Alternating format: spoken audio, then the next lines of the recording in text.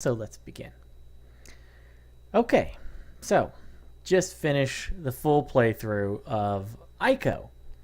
This came out in 2001 for the PlayStation 2. It's one of the very early games for the PlayStation 2.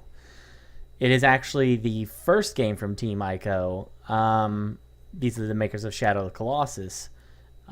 Shadow of the Colossus is a prequel. This is its technical sequel, and then there's a third one that's supposed to have come out that's in production forever, which is The Last Guardian. But anyway, so what is it? Well, it's pretty obvious that it's primarily an action puzzle game slash platformer. Okay.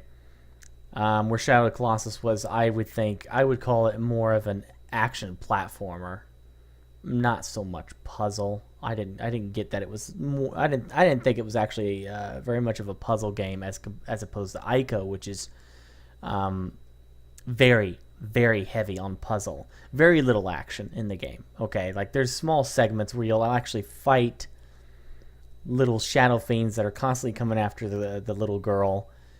But that's it. You know, most of it is you trying to solve puzzles and figure things out and using your mind to overcome the obstacles of the game.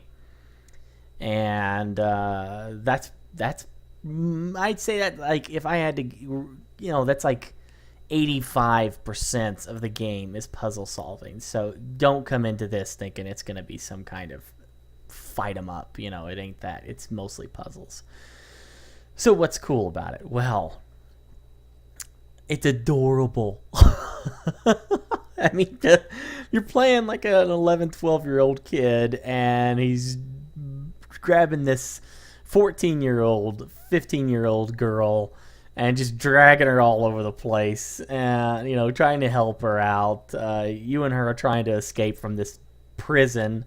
And it's just very cute, he'll yell at her to come follow him, and if she can't do it, she'll say no, give you a little no, and it's it's just really cute. The puzzles are pretty well thought out. I mean,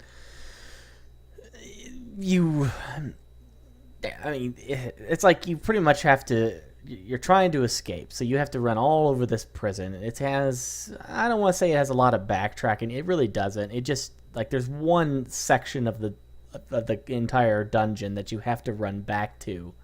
And you only have to do that really twice, I think. And that's just because it's the hub of the rest of the dungeon. So you're going to one side, you're going to the other side, and then you go into another side. And then that's pretty much the game. It's roughly about 6.5 hours.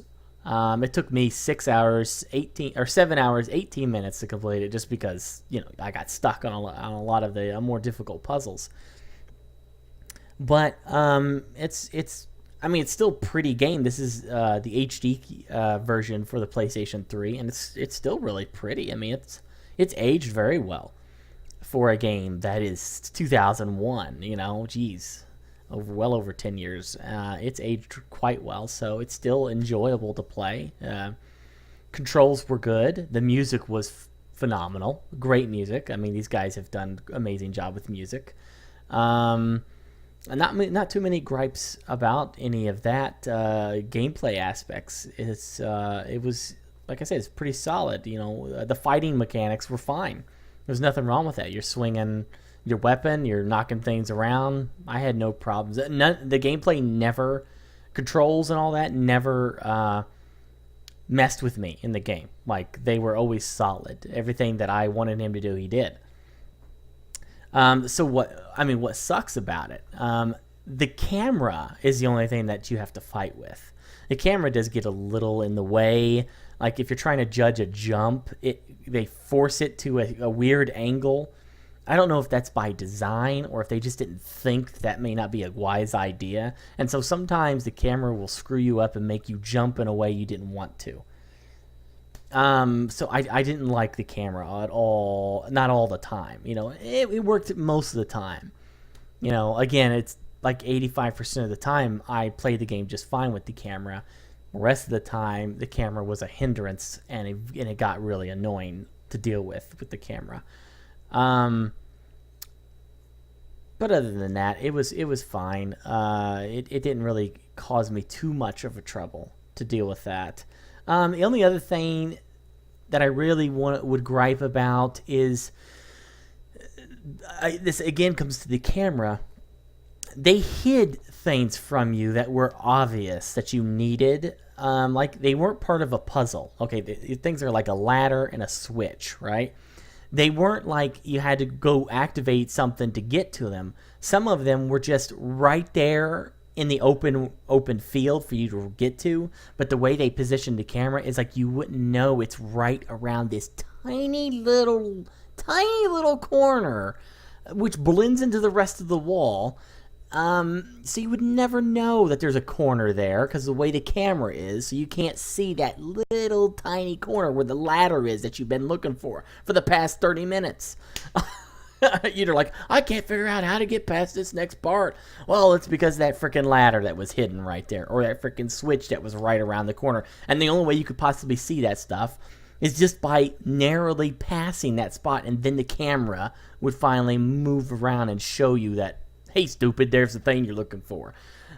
That happened a couple times in the game, and that was kind of silly for them to do that. I mean, why hide those very obvious things that you don't need to hide? Because it's like they're just moving the game forward. Okay, you've already solved the puzzle, and you just need the ladder to get to the next one. And why hide that? Why make you wonder where that is?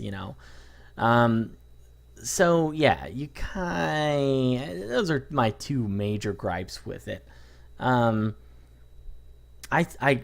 honest opinion, I guess I started getting bored with it near the end. I was like, I kind of want to get this over with and move on. But again, that could just be me. I'm not much of a puzzle gamer.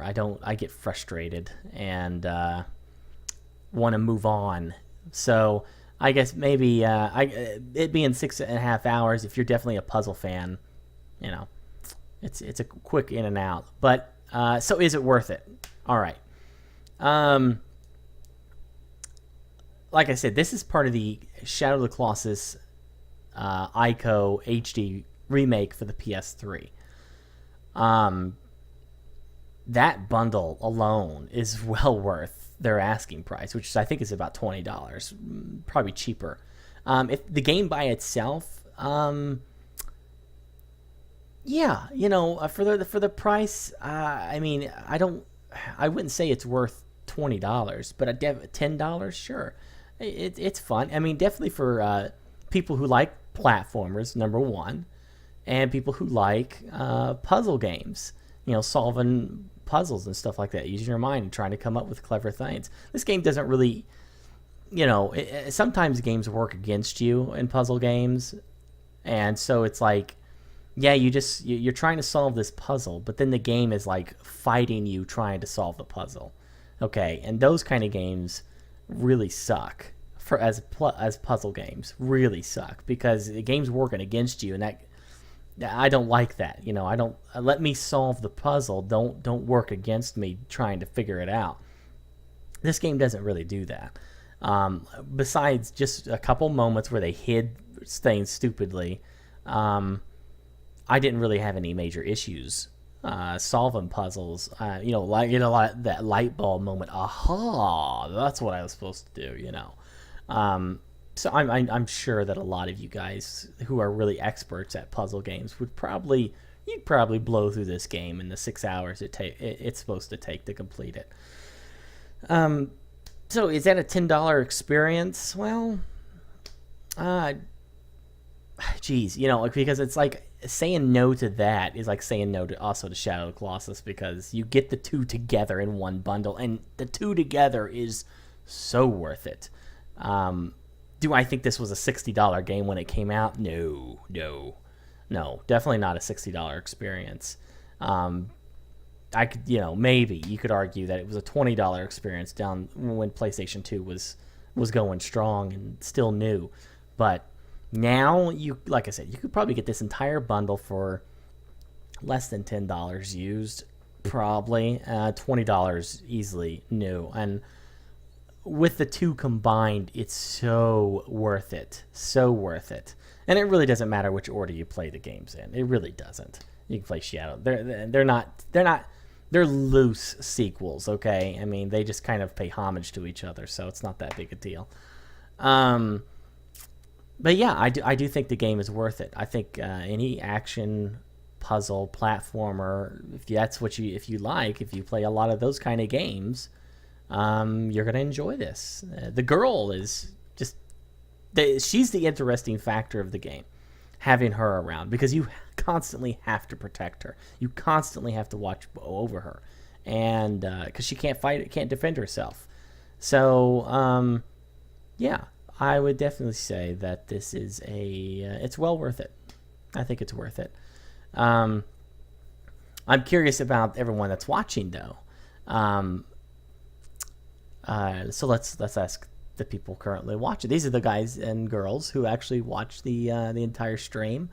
So what do you guys think? One, if you think it's good, if it interests you, and something that you would want to play, or if you enjoyed the stream.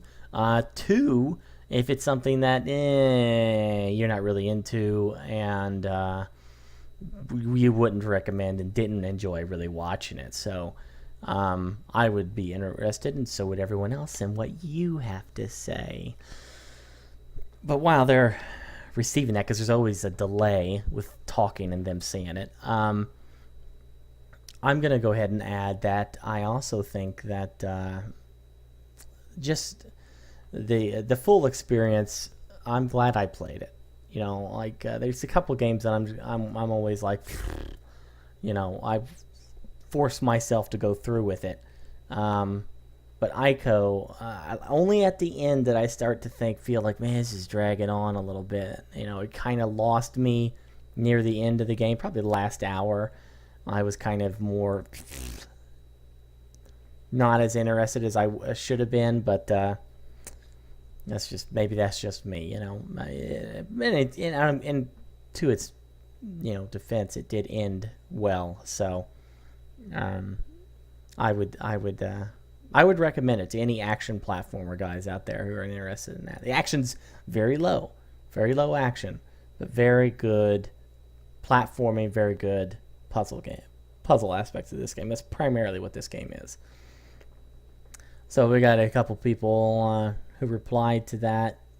It looks pretty favorable by everyone here. So yeah. Anyway, that's my opinion on the game, and you can take that for what it's worth. If it helps you buy it, great. Or if it helps you make a decision not to buy it, great. That's what this is for. So I'll see you guys next time, and that's it. Have a good night.